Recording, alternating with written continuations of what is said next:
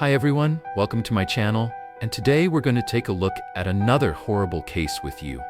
The dark secrets of a rich and happy family. It's often said that great wealth can corrupt even the best of people, but in reality that's not entirely accurate.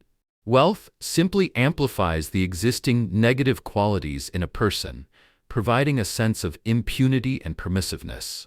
While the absence of money is certainly not pleasant, it's important to remember that banknotes, jewels, and figures on bank accounts by themselves cannot bring happiness, especially if they were obtained through dishonest means or at the expense of someone else's life.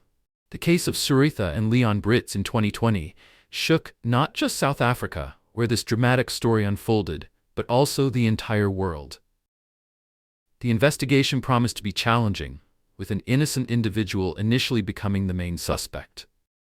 It wasn't until an unexpected and heartfelt confession emerged that the true perpetrator, who had the least malice towards the victim, was identified. Now let's delve into the complicated scheme from the beginning, where money became a stumbling block in what many considered to be a large, harmonious family. The Brits family. The Brits, a family of European immigrants, settled in the early 1970s in the small but cozy town of Pofadder, located in the Northern Cape province of South Africa. Despite its modest size, this town is an important economic and tourist hub in the region known as Bushmanland. It's also worth noting that the surrounding landscapes are incredibly picturesque, attracting biologists and researchers with their diverse flora and fauna. In 1976, the Brits had their first son, whom they named Toki, and in 1979, their second son, Leon, was born. Even by local standards, the family was considered quite affluent. The family patriarch owned what was arguably the only major hotel in the area, which eventually grew into a comprehensive hotel and restaurant complex. Both brothers excelled in school, were active in sports, and thanks to their parents' efforts, received prestigious educations. After completing his studies, Toki left his hometown, while Leon, who had been helping his parents and learning the intricacies of the hotel business from his teenage years, decided to stay to eventually take over the reins of management. He was intelligent, attentive to detail, and possessed a so-called entrepreneurial vein, enabling him to manage affairs effectively. Cinderella story. At the hotel complex owned by the Brits family, various events, parties, and celebrations were often held. At one such event, Leon noticed a young beauty among the guests. A slender brunette with green eyes and a captivating smile caught his eye immediately. The young man decided to approach her and introduce himself, only to find out that she was just 14 years old and still in school. Though she appeared much older, this fact deeply unsettled Leon, who was already 25 at the time, but he still decided to invite the beauty for a dance. Afterward, they spent about an hour chatting while sitting on the terrace. The schoolgirl's name was Suretha, and from that very first meeting, Leon couldn't stop thinking about her, constantly dreaming of their next encounter. But let's delve a bit into who this enchanting young stranger was. Suretha Kerr was born on September 6, 1990, the youngest of 3 children in a family of immigrants from Eastern Europe. Her family lived in poverty, and her parents had been teetering on the brink of divorce for many years, exacerbating the already difficult situation. When the youngest daughter was only 9 years old, the head of the family tragically died from a venomous snake bite, leaving the mother alone with 3 children, barely making ends meet. All the Kerr children had to work to survive, making Suretha's childhood a difficult period filled with hardships and deprivation. But then, a wealthy suitor suddenly appeared in her life, ready to lay the world at her feet. Due to her young age, the girl didn't understand how to react to the attention from an adult man who was 11 years older than her. Leon seemed genuinely in love. He sought any excuse to meet with the girl, picked her up after school, took her to popular restaurants, bought expensive gifts and fashionable clothes, and tried to please her in every way possible. Suretha received things she had always been deprived of, and luxury literally went to the schoolgirl's head. She understood that with this man she could build a family, and neither they nor their children would ever want for anything. The girl's mother, despite her daughter's young age, approved of the relationship.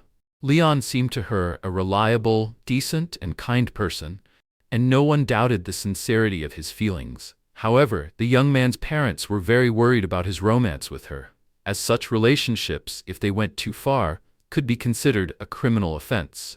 But the young man insisted he was willing to wait until his beloved turned 18, after which he would officially marry her.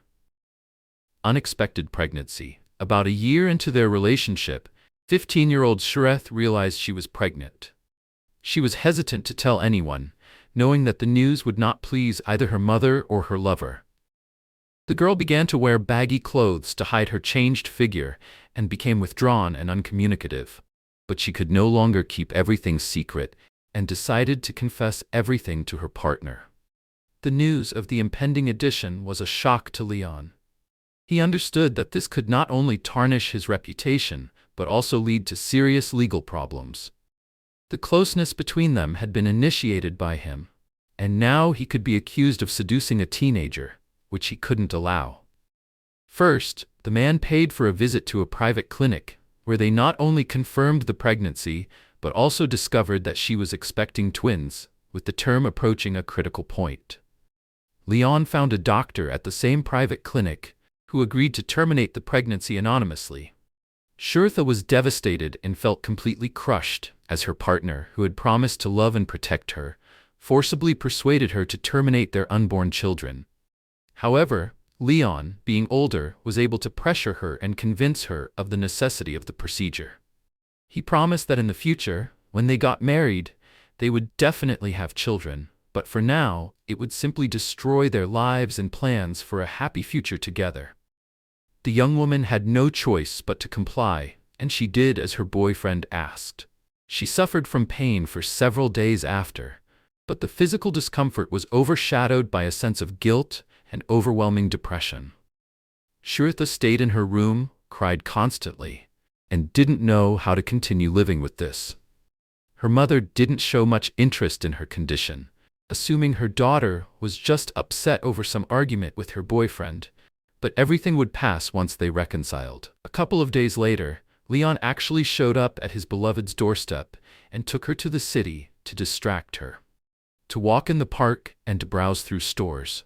He believed this would help her recover faster and lift her spirits.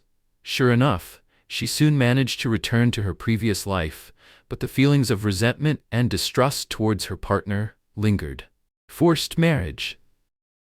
3 years later, while the young woman was in her senior year of high school, she discovered she was pregnant again.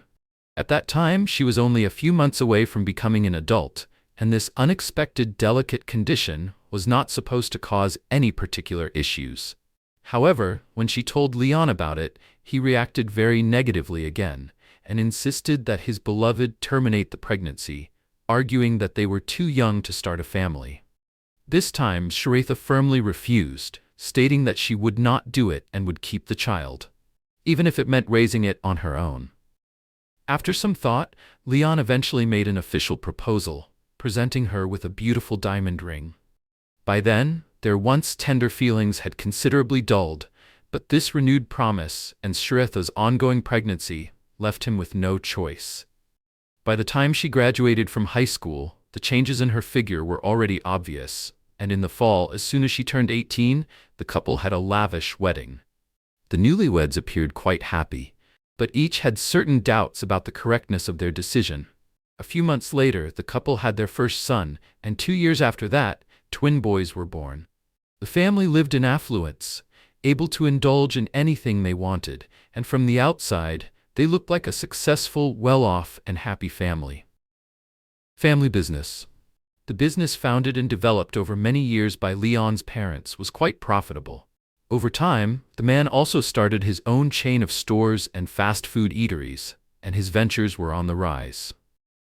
With the family business flourishing, however, from the mid-2010s, the family began to experience troubles and misfortunes. In 2014, Leon's father passed away suddenly due to long-standing heart issues, and his mother's health deteriorated from the shock of losing her husband. She soon showed rapidly progressing signs of dementia, forcing her sons to place her in a specialized clinic for necessary care and proper attention. Toki returned to his hometown after many years away to help his brother manage the business, and together they took over the operation of the hotel. At the same time, Leon decided to involve his wife in the family business, something she had long aspired to do. It was decided to register a mining equipment and tool store in her name. She dove into work while also continuing to raise their 3 young sons. Life between 2 cities. The eldest son started elementary school in his hometown of Pofadder, but as the twins grew older, the parents faced the pressing issue of choosing a suitable educational institution for all their children. The challenge was that finding quality education in South Africa was not so straightforward. The spouses found a good school in the nearby city of Kakamas. The school was about 75 miles from the Brits' home, but there was no need for daily travel back and forth. The couple decided to rent a spacious house in Kakamas, where Suratha moved with the sons, but Leon stayed in Pofadder, as he could not leave the business and manage affairs remotely. However, the wife had to step back from managing the store. Although she really enjoyed it and was quite successful at it, the woman dedicated herself entirely to raising the sons, and they only visited home to see their husband and father on weekends and holidays. Leon himself rarely came to Kakamas due to his busy schedule. Initially, it seemed that everything was in order, but over time, the spouses drifted further apart, and their feelings significantly cooled. Battle with a deadly illness. In 2018, Suratha started having health problems, which she did not take seriously at first. However, an examination revealed that the young woman had oncology and problems with the cardiovascular system. Soon, she underwent surgery to remove the malignant tumor and was prescribed a treatment course. Fortunately, all procedures were timely, saving the life of the mother of 3. But from then on, for prevention, she needed periodic therapy at a clinic in Johannesburg, which was quite expensive. The Brits family had the means, and Leon would never skimp on the health of his son's mother. Additionally, Suratha hired a nanny and a housekeeper who helped her around the house and looked after the children, which was essential when the woman went for treatment. By that time, the spouses had drifted so far apart that each essentially lived their own life. The young woman started an affair in Johannesburg, so when going for another course of preventive therapy, she would not stay in a hotel, but at her lover's place. Leon apparently also periodically had women, as compromising photos and messages found on his phone suggested. In fact, nothing but their 3 children bound the couple together anymore: enemies and envy. The family issues did not affect the business, which continued to thrive. The hotel, stores, and restaurant chain were generating impressive profits, some of which Leon invested in real estate in major cities, earning a good income from rentals. Undoubtedly, their family was not only the wealthiest in Pofadder, but also among the most affluent in the Northern Cape province. Naturally, the Brits had many enviers and ill-wishers, whose numbers grew in proportion to the profitability of their business. Leon, his parents, and his brother regularly received threats and various demands. Leon himself often confided in his wife that he had long felt unsafe and feared that someone might try to take away his life's work. In each of Leon's offices, as well as at his and his parents' homes, there were safes and cleverly disguised hiding places storing cash in various currencies, securities, diamonds, jewelry, and gold bars. Suratha knew only about some of them, specifically those in their own home in Pofadder. Initially, the threats were a serious concern, but over time, as the man began receiving them daily, he simply stopped paying attention to them. He believed they were just attempts to intimidate him, as the ill-wishers had never tried to act on their threats. However, a tragedy soon occurred that ended Leon's life. Body in the pool. On October 7, 2020, Leon's wife called him and asked him to check on their dogs, which, according to a neighbor, had gotten out. Leon promised to call back as soon as he arrived and checked that everything was in order, but the return call never came. Concerned, Suratha called her husband's number several times, but no one answered. Leaving the children with the nanny, she drove to Pofadder. The front door was unlocked, but it seemed that no one was home. It was suspiciously quiet inside, and no one responded to her calls. She then went to the backyard, where she found her husband's body floating face down in the pool. There were wounds on his back. The water was tinged pink with blood, and it was clear that he was deceased. Panicking, Suretha called the police, the emergency services, and then dialed Toki, informing him of the incident. When law enforcement arrived, they immediately cordoned off the house as a crime scene. It was evident that the businessman's death was violent. The body had several stab wounds and signs of a struggle, and a safe in the house had been opened and its contents taken. An initial theory was that burglars had broken into the house, and the homeowner, returning unexpectedly, had caught them off guard, paying with his life. However, many other valuable items in plain sight remained untouched, suggesting the burglars had specifically targeted what was in the safe. Prime suspect.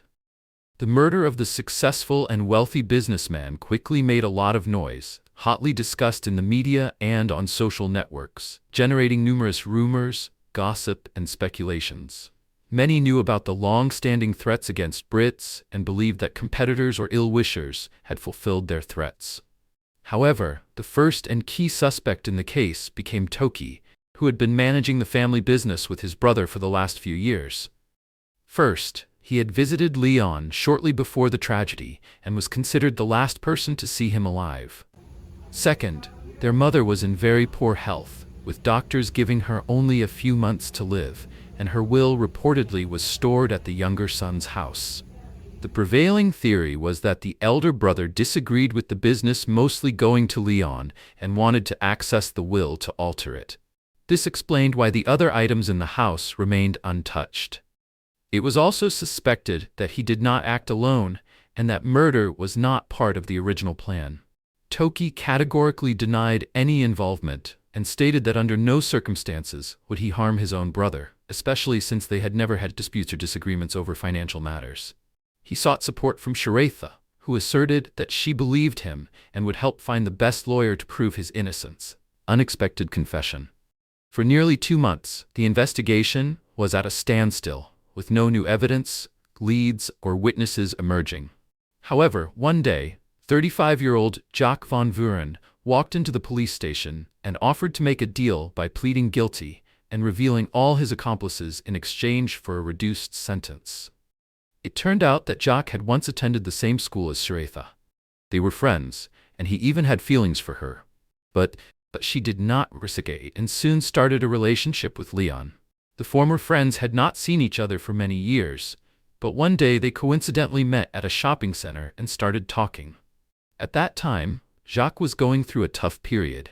He had divorced his wife, lost his job, developed a dependence on alcohol, and was in dire need of money. Suretha saw that her former admirer still harbored tender feelings for her, so she began to confide in him about her unhappy marriage.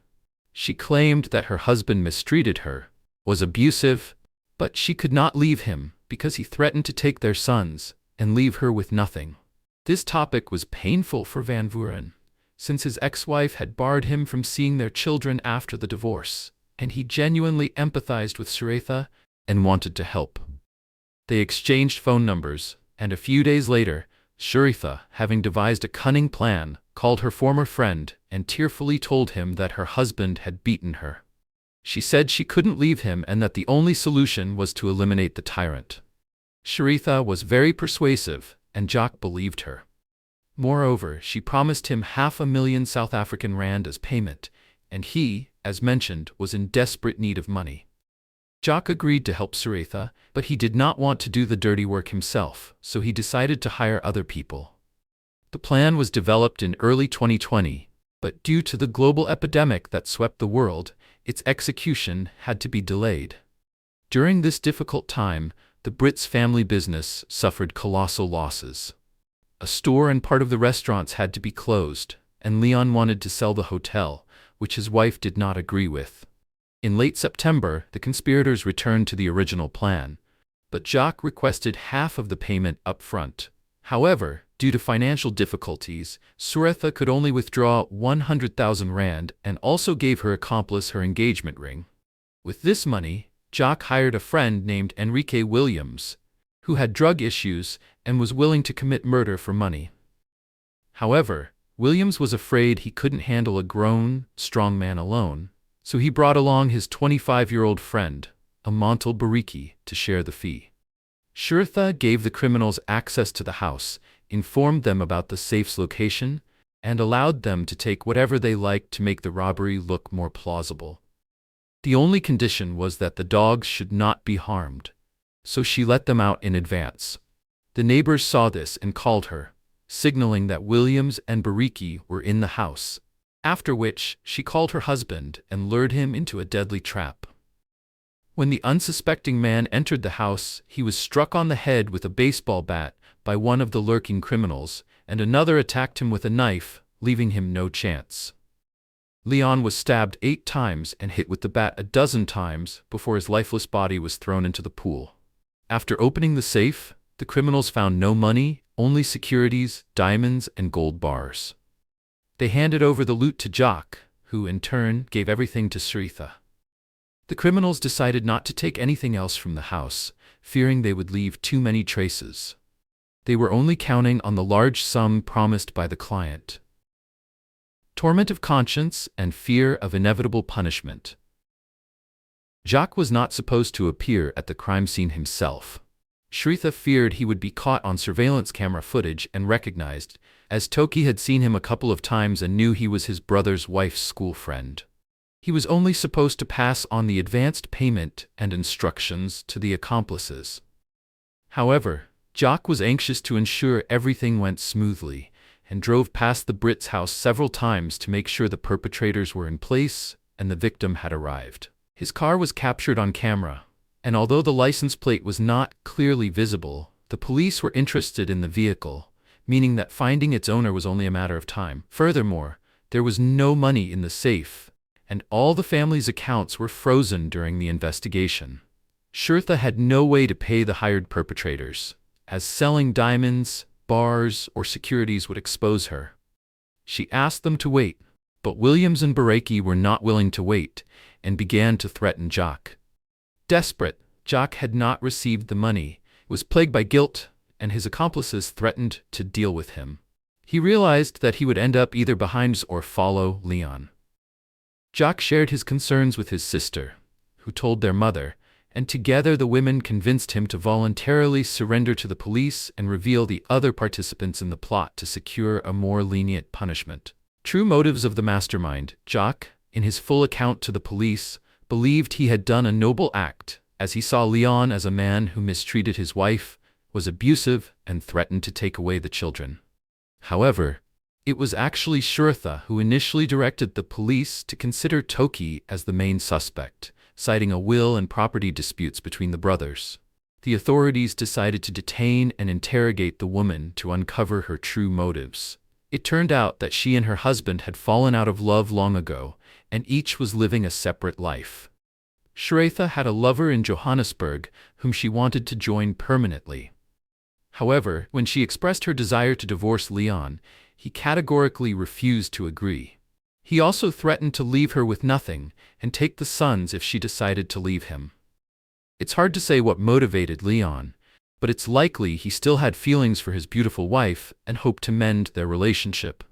Shurtha, however, decided that she would inherit his money and business upon his death, which would allow her and her lover to live comfortably. She also saw an opportunity to rid herself of Toki by framing him, thus becoming the sole owner of the Haute stores and restaurants after her mother-in-law's death.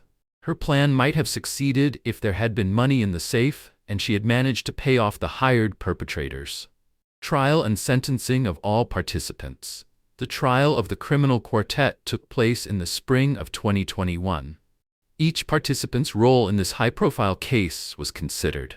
Jacques Van Vuren, who made a deal with the prosecution, told everything in detail, and turned in his accomplices, was sentenced to 20 years in prison, with the possibility of parole after 5 years.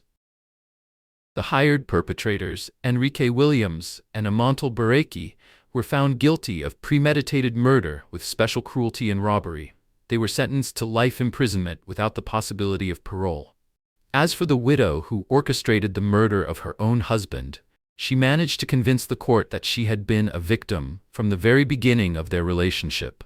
She testified that Leon coerced her into intimacy when she was just 14 years old, and that a year later, when she became pregnant, Brits, to avoid responsibility, forced her to terminate the pregnancy at a fairly late stage. In recent years, despite the disappearance of love, he refused to divorce her and threatened to take the children. Nevertheless, Shritha Brits was sentenced to 25 years in prison with the possibility of parole from the beginning of her term. The court considered her remorse and heartfelt confession, as well as her status as the mother of 3 minor children. However, 3 years after the sentence was passed, she remains incarcerated. If you found this story meaningful, join our community by subscribing and turning on notifications. Every subscriber helps us continue sharing stories that matter.